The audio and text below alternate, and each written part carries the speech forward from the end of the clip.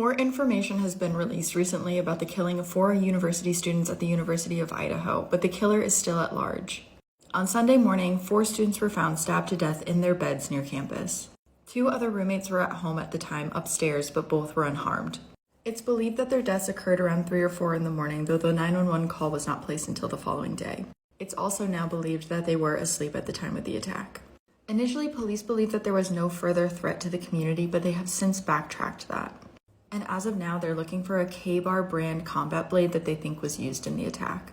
A live stream from a food truck actually shows Madison and Kaylee ordering food hours before the attack happened.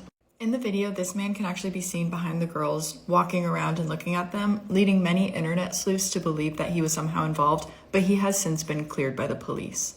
Police have also released this updated timeline of events showing that Xana and Ethan were at a party and Maddie and Kaylee were getting food that night.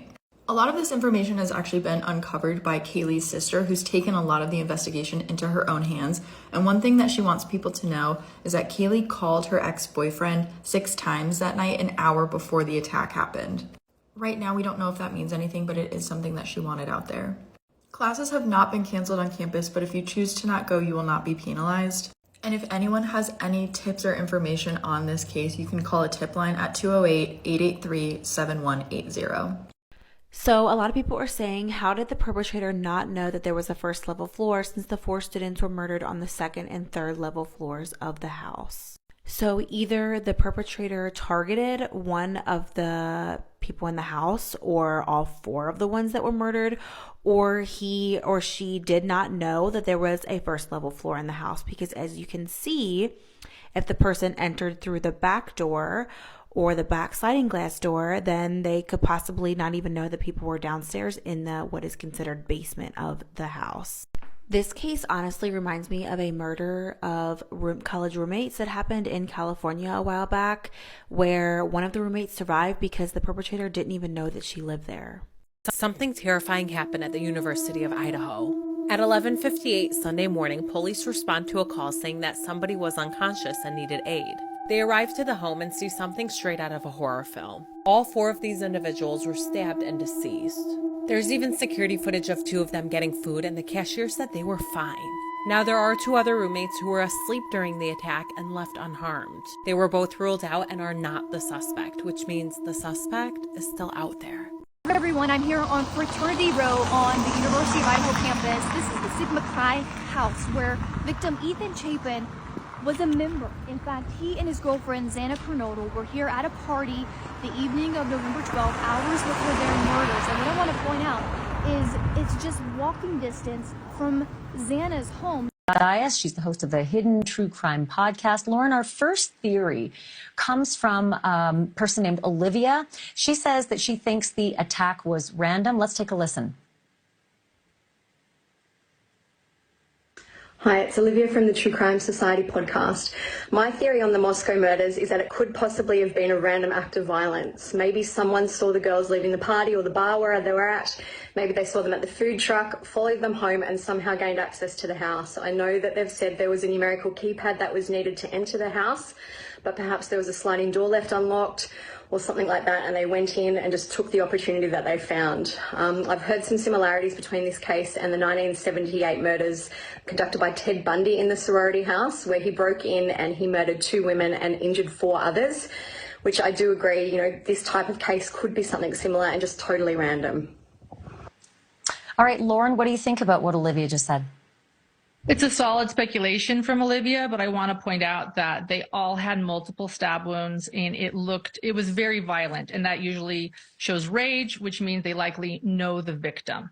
So to have 4 separate people in their beds, possibly, but I lean towards more targeted, and it sounds like law enforcement believe that as well right now.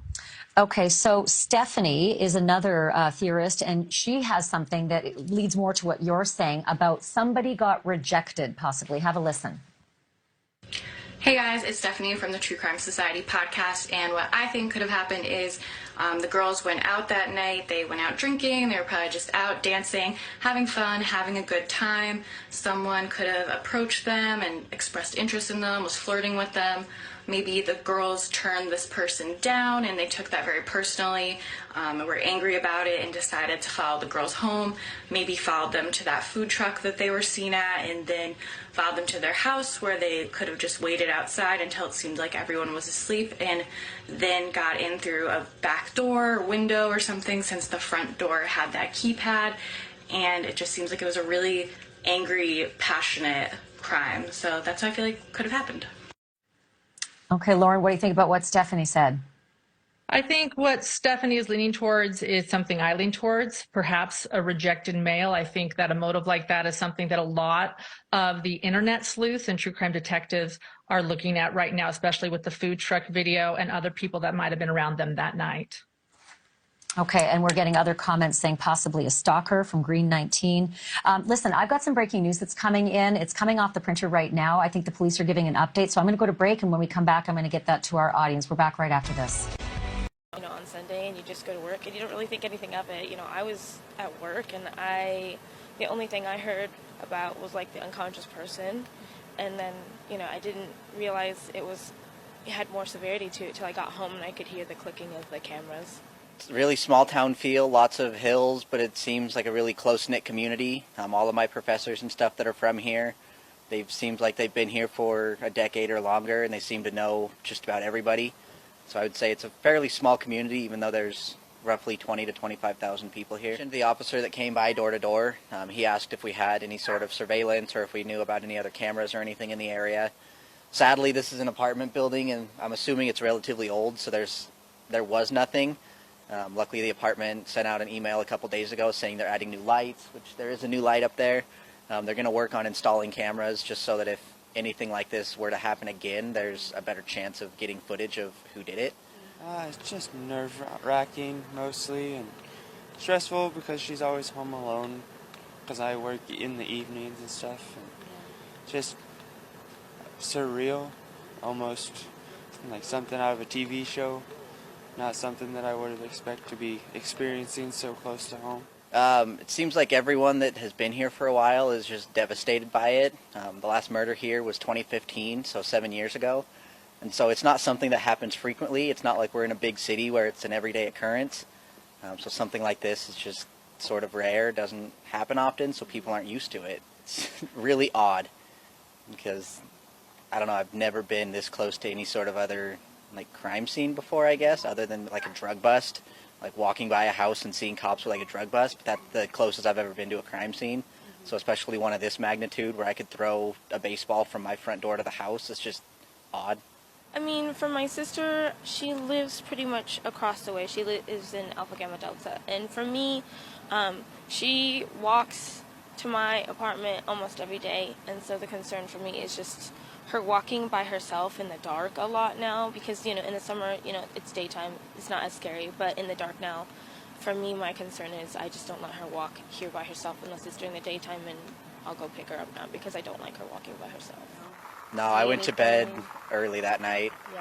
and then I woke up to a bunch of normal, and then a couple hours later we got a message and there was a bunch of police here, and then that was the end of normalcy for the past week or so here. Though the day that the police were called here, about an hour or two after that, an officer came by and just went door to door along here just asking if anybody had seen or heard anything. That's the only contact I've had with officers so far. And then I had left for work like around 11:45, and I never saw or heard anything. The night before I was up till like 2 and never heard anything at all, anything out of the ordinary.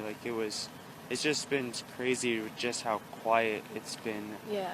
Because we're used to having like some sort of music, hearing music when we they come always home had from little work. gatherings, so they always had music going. So for us, we never assumed anything different.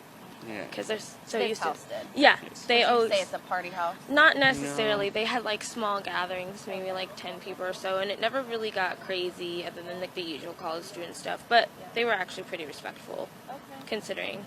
The house, occasionally there were parties that were kind of loud. Most of the time it was pretty self-contained.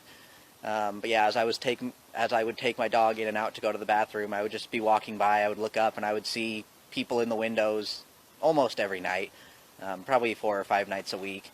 So there were a lot of people that went into and out of that house pretty frequently. So yeah, it was kind of a party house, but again, this whole neighborhood is sort of like a party neighborhood because it's just off campus, so you sort of don't have to follow the university rules. I hope whoever did it gets found, because 4 people is not something that you just walk away from and act all normal. And so whether or not the cops think there's a danger, I disagree. I think there is a danger because 4 people shows that that person's dangerous. So I hope he's caught, preferably before I get back from break.